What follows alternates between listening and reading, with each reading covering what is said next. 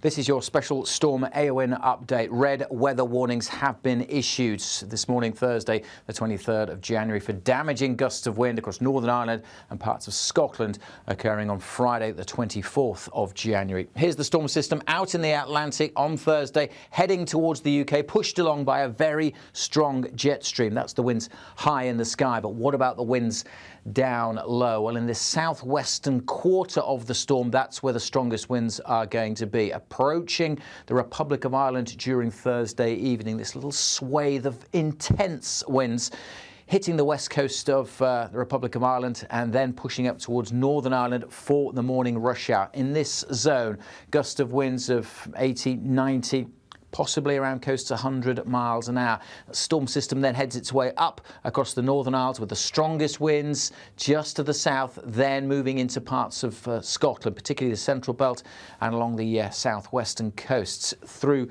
the late morning into the early part of the afternoon on Friday. The storm system then itself heads away to the north, but still giving strong gusts of wind across northern Scotland, still potentially damaging gusts even into the early hours of Saturday morning. So there are a number of warnings in place.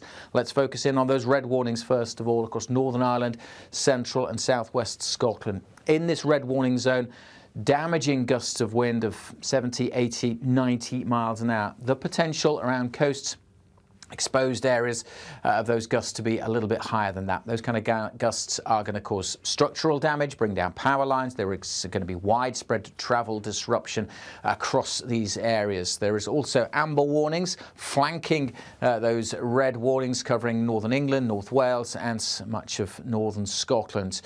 These areas likely to see gusts of 60, 70 miles an hour quite widely, maybe 80 miles an hour. And again, in exposed areas, coast and hills, those gusts could be a little bit higher. So again, disruption expected here. Also, broader yellow warnings covering areas further south for the winds could also cause some issues here too. So pretty much the whole of the UK covered by the warnings. And it's not just wind. As that storm system moves in, there'll be some heavy snow over the hills of Scotland, especially in the north, Grampians, the Cairngorms in particular. And the heavy rain after wet weather on Thursday, more heavy rain in Wales and southwest England could cause some issues with flooding. So a number of warnings are in place.